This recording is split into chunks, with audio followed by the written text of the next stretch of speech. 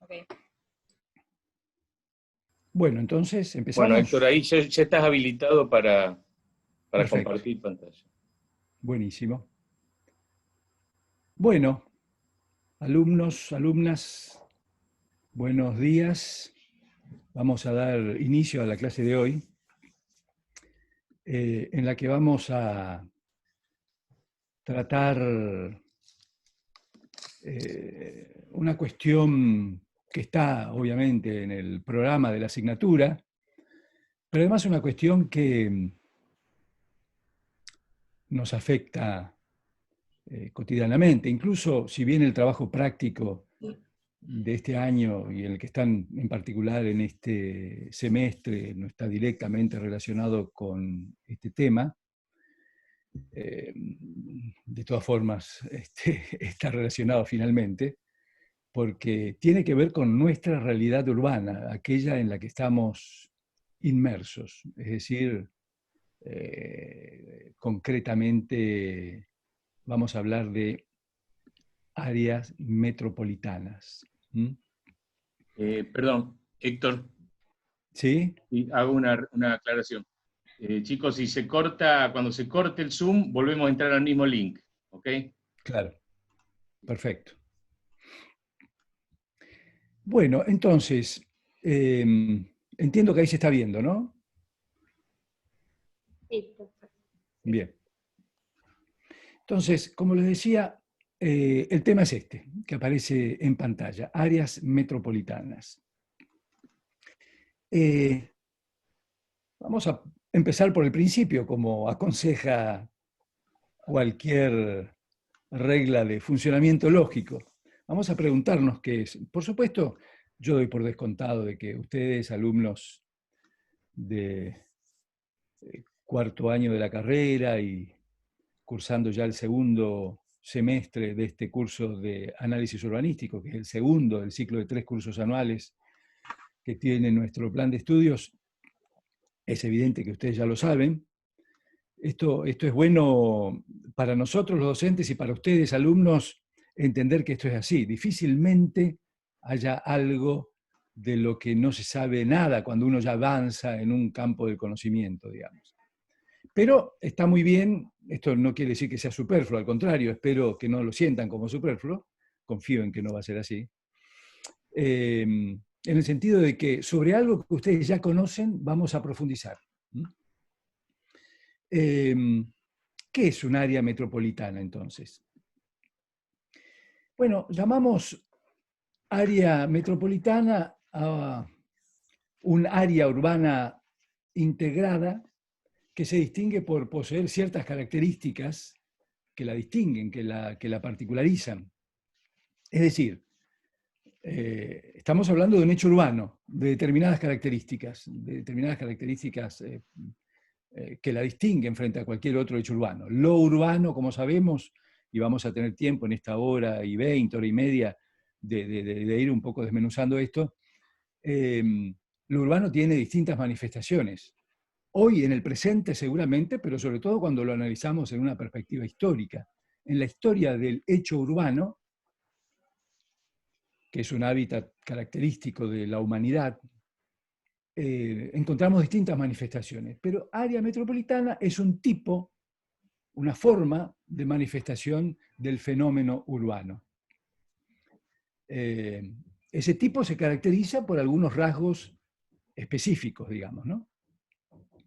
Y aquí me inspiro en palabras de un autor que en los años 60 del siglo XX escribió un artículo, es un estudioso urbanólogo y urbanista bastante importante en su momento, pero de todas formas, a propósito de la cuestión metropolitana, decía que la urbe, o sea, el hecho urbano, fíjense que en castellano también se usa la palabra urbe, no es tan frecuente, pero se usa. Sabemos que está en el origen del nombre de nuestra disciplina, ¿no? La urbe ha experimentado un cambio cualitativo. Y a eso que llamamos metrópoli ya no es una mera versión amplificada de la ciudad tradicional.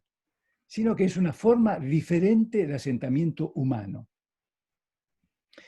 Yo soy de la idea de que en estas palabras de Blumenfeld ya podemos reconocer tres dimensiones de esta especificidad, de esta nueva, entre comillas nueva, vamos a ver cuán nueva es, forma de asentamiento humano. ¿Cuáles son esas tres dimensiones?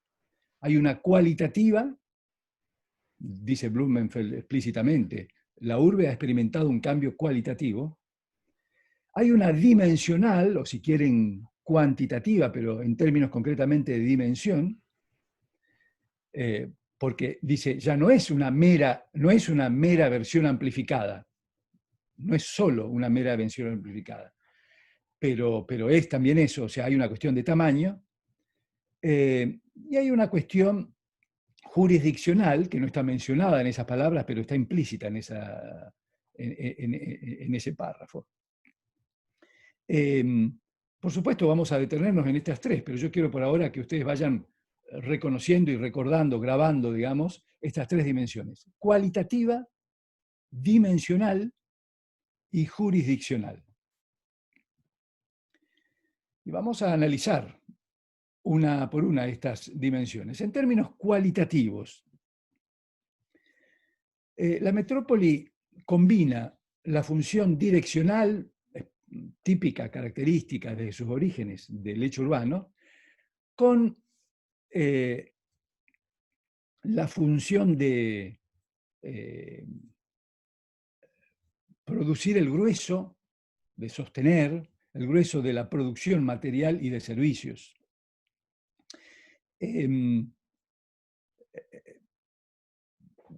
Aclaro, esto tiene que ver con los usos, con las actividades vinculadas a la metrópoli en particular, ¿no? El hecho urbano, históricamente, desde el origen, asume la función direccional, es decir, del poder, de la conducción de una comunidad. Eso es histórico, desde los orígenes, repito. Es decir, el poder religioso tan importante en el origen, es decir, ese mundo, digamos, proyectado, esos relatos unificadores que dan sentido trascendente a una colectividad, la expresión de esa forma de poder, de conducción de la comunidad, está radicada en las ciudades. Lo vemos en las antiguas civilizaciones. Nos llega más información de la más antigua que nos llega, es la del mundo egipcio, por ejemplo, pero bueno, los especialistas aportan otros conocimientos incluso más antiguos. Pero también lo que con el tiempo, hoy, mejor dicho, hoy podríamos llamar las funciones administrativas del Estado, es decir, no se puede hablar de Estado hace miles de años, pero digamos, el equivalente arcaico de eso también estaba radicado en la ciudad. Y en términos económicos o productivos, realmente más bien poco la administración del grueso de la actividad que estaba fuera de la ciudad. Pero esto cambia con la revolución industrial, que produce una transformación del hecho urbano en centro, junto a la función direccional, centro también del mundo económico.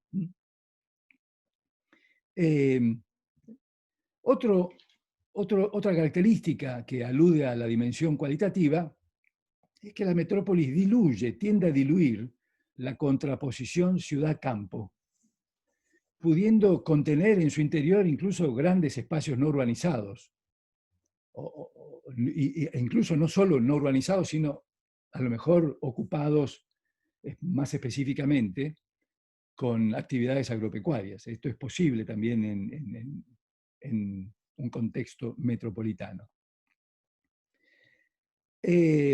También la metrópoli tiende a producir una suerte de especialización funcional, separando usos y tornando menos próxima, menos amigable, podríamos decir, la relación residencia-trabajo.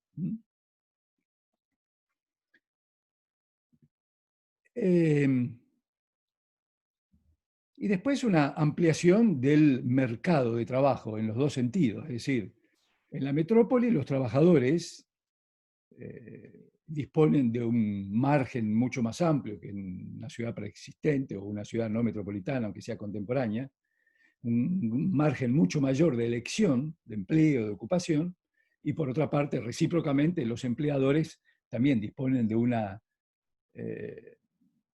fuerza de trabajo mucho más amplia y diversificada. Entonces, esta sería una síntesis de los principales rasgos de esta dimensión cualitativa de lo metropolitano. En términos cuantitativos, claramente la metrópolis es mucho más grande, digamos. Para decirlo con pocas palabras, podemos afirmar que la población de una metrópolis es mucho mayor que la de la más populosa ciudad preindustrial. O en todo caso, les doy algún dato más preciso en este sentido. Por supuesto, hay que desconfiar de estos umbrales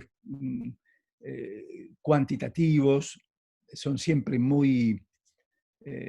son temas insidiosos, es decir, un poco tramposos, que se nos escapan.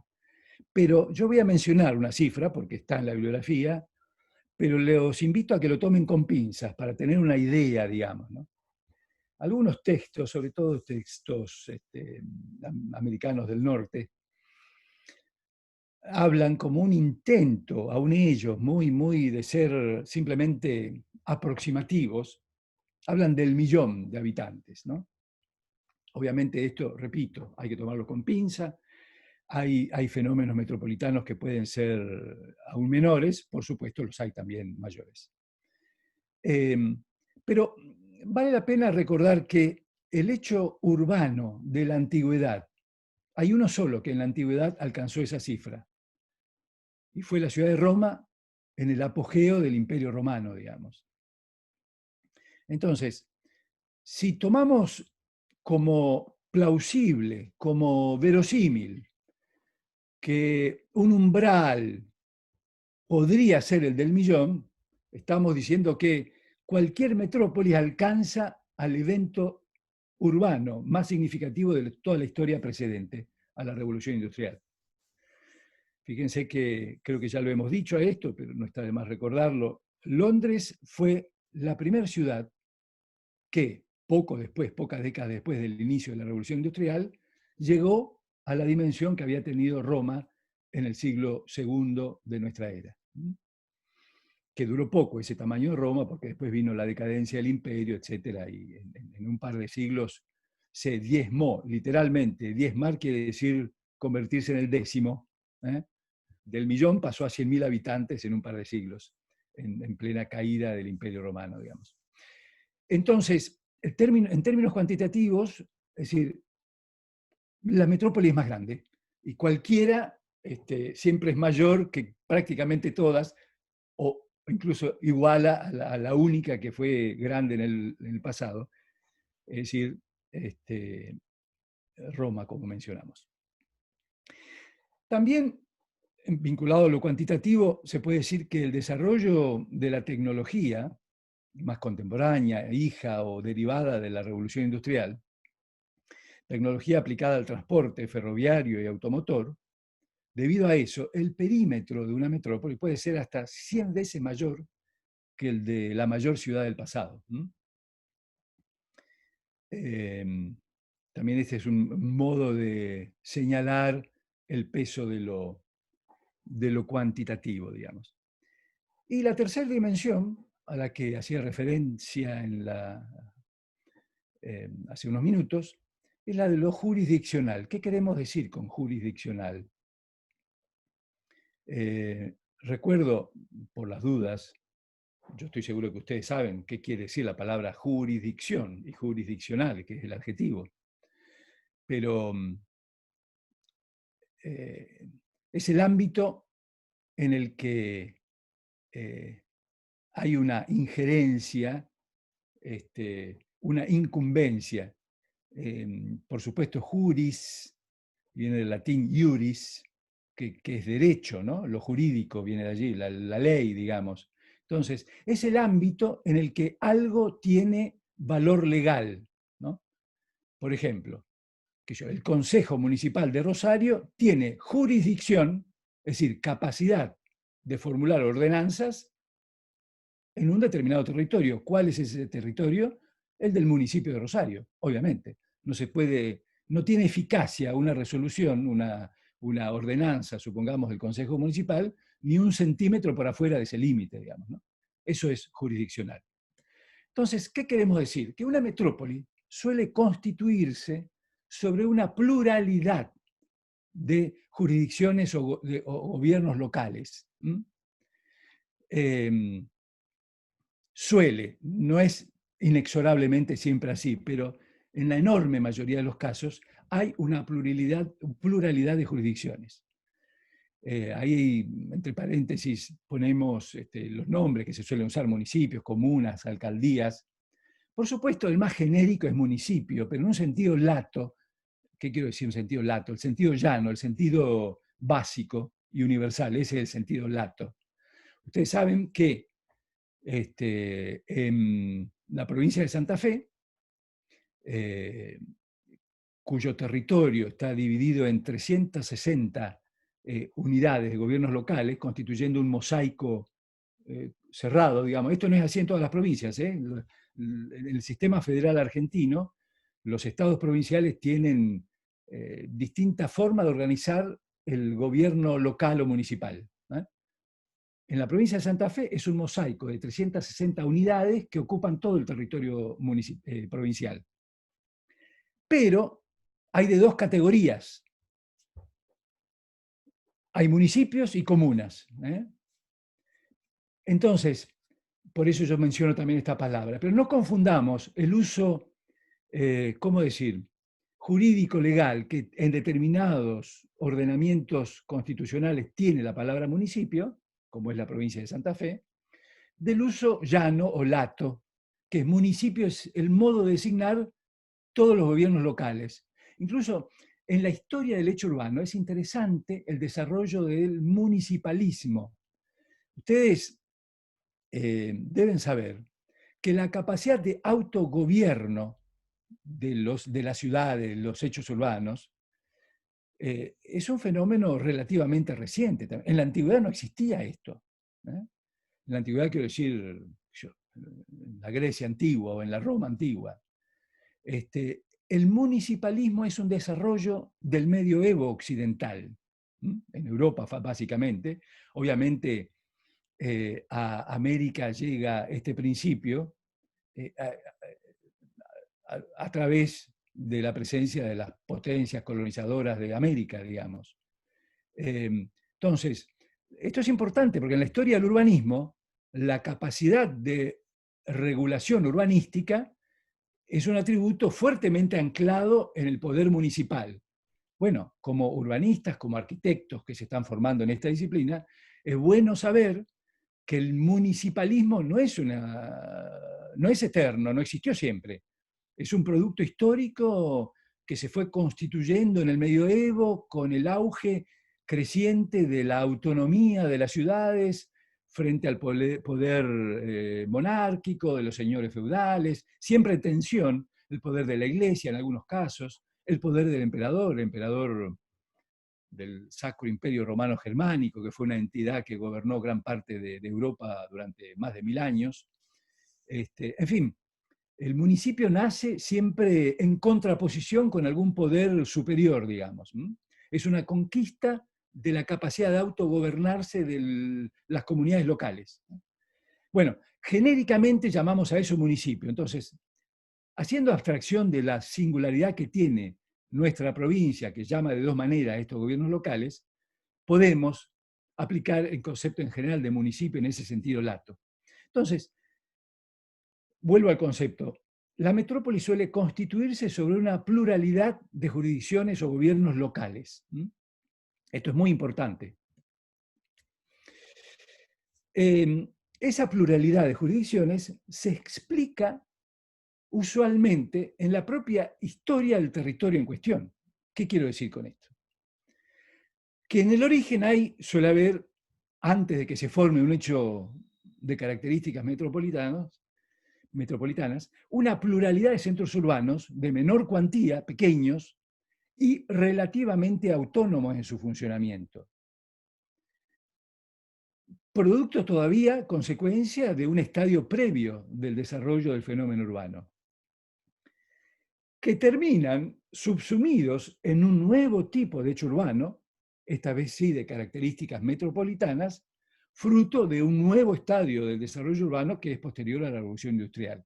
Voy a dar un par de ejemplos. Vamos a partir de nuestra realidad, digamos. Me hubiese gustado, hubiese querido tener un gráfico, pero la verdad que tuve dificultad en encontrarlo.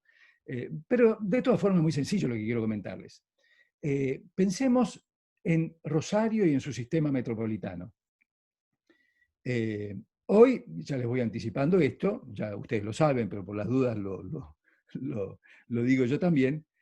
Claramente, Rosario es un hecho urbano de características metropolitanas, ¿no? El Rosario metropolitano, digamos, no el municipio de Rosario. O la Rosario, la ciudad, la Rosario metropolitana. Ahora, esto no fue siempre así, por supuesto, y hay unas reconstrucciones del modo en que está organizado este territorio a principios del siglo XX o a finales del siglo XIX, cuando ya la red ferroviaria está desarrollada, que reconoce primero en la cabecera, digamos, en el municipio ya de Rosario, un hecho urbano relevante, pero muy inferior al actual, obviamente. Y después, en correspondencia con este sistema, ¿cómo decir? Esta forma territorial tentacular, unos tentáculos organizados por las vías del ferrocarril, prácticamente no por caminos todavía, o en todo caso caminos muy primitivos, la red viaria se fue desarrollando lentamente y sobre todo después con el auge del automotor, ya avanzada alguna década del siglo XX. Pero a finales del XIX, esos tentáculos estaban materializados por las redes ferroviarias. Y en las estaciones, casi inexorablemente se armaban pueblos. Había algunas preexistencias más históricas. Hacia el norte, San Lorenzo, fruto de un asentamiento religioso, primero una estancia jesuítica, después pasó a los franciscanos, se generó el convento franciscano, bueno, ustedes saben, la batalla de San Lorenzo está relacionada con eso.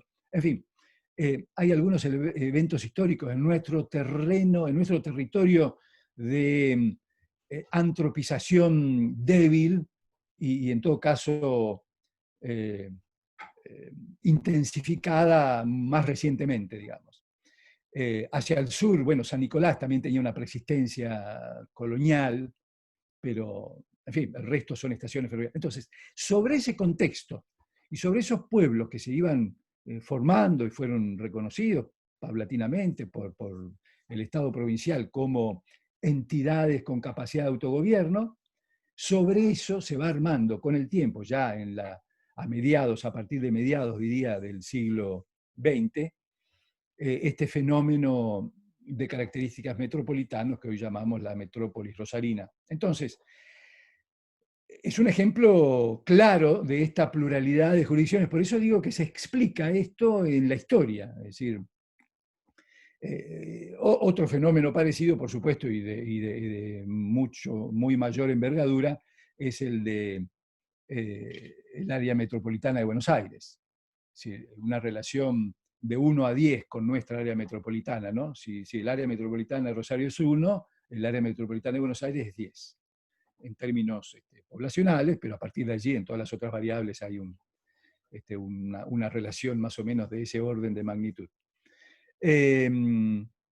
También allí, el sistema, por supuesto, no nace así. La ciudad de Buenos Aires nace a principios, en el siglo XVI, como un asentamiento español mínimo.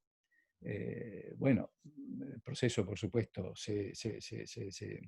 de expansión se acentúa, se potencia en la segunda mitad, como en todas partes, y acá en Rosario también, segunda mitad del siglo XIX, y en realidad termina juxtapoyéndose y englobando hechos urbanos que ya existían. Ahí sí, más que acá, muchos ya de origen previo, previo incluso a la independencia, etcétera, de origen colonial, pero bueno, se van integrando en el funcionamiento como una gran ciudad de características metropolitanas.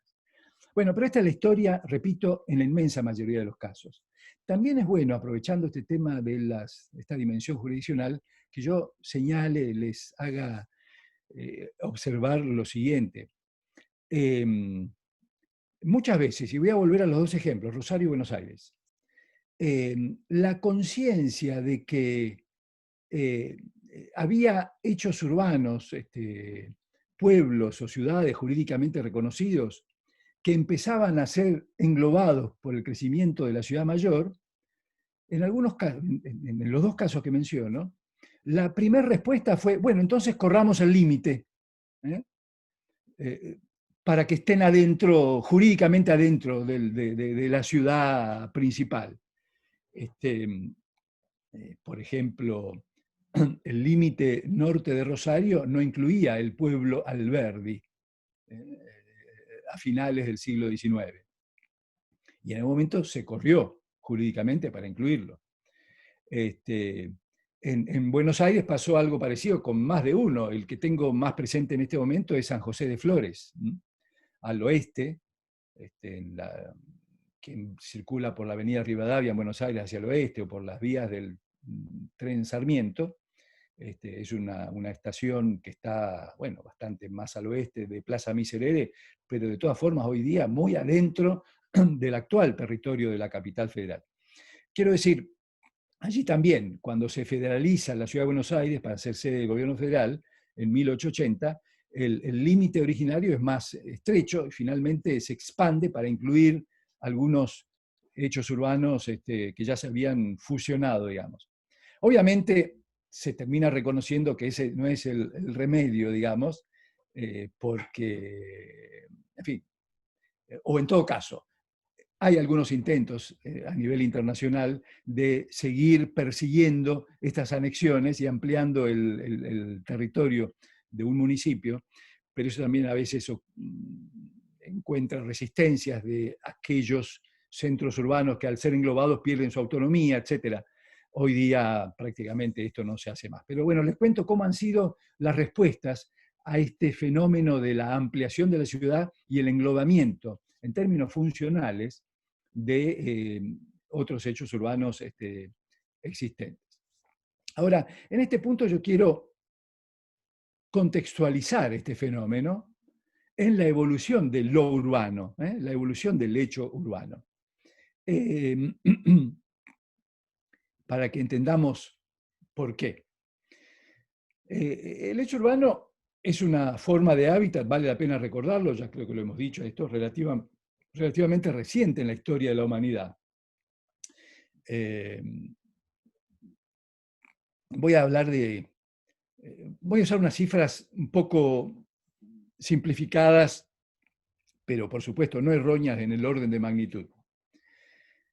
Podríamos decir que la humanidad, en el marco de la evolución de algunos animales, etcétera, etcétera, podemos hablar de unos 100.000 años. El hecho urbano ocupa la 10ª parte de eso, es decir, los últimos 10.000 años como máximo. En ese sentido, decimos que en una mirada histórica, en una mirada de la historia de la humanidad, es relativamente reciente. Por supuesto, no para nuestro lapso vital, que es muchísimo tiempo, pero para la historia de la humanidad, sin duda, es el último décimo de la existencia. Aparece, el ser humano produce primero y empieza a vivir el hecho urbano. Sabemos que lo que caracteriza a esta forma de habitar del humano es la estabilización territorial, es decir, frente al nomadismo preexistente, y por la proximidad, ¿no?, de las personas. La ciudad es el lugar de la densidad humana. Hoy esto parecería cuestionado por nuestra necesidad de aislarnos, pero está claro que es algo contra natura en relación a la condición urbana. La urbe es el lugar de la densidad, de la proximidad humana. Esa proximidad se evidenció como, pero no es una casualidad, en realidad está en el origen de este proceso también, es un poderoso potenciador de la capacidad humana para abordar sus acciones, sus proyectos, sus iniciativas de forma coordinada y colaborativa.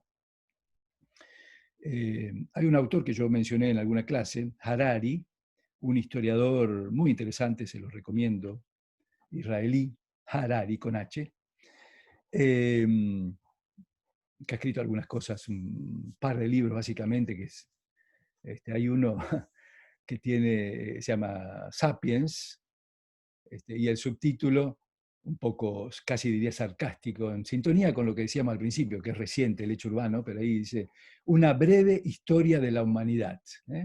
Digo sarcástico porque es difícil ser breve tratándose de 100.000 años, este, como aproximación al menos. Este autor habla del rasgo distintivo de esta especie animal tan peculiar que somos los humanos, y reconoce en la capacidad de organizar el trabajo de muchos individuos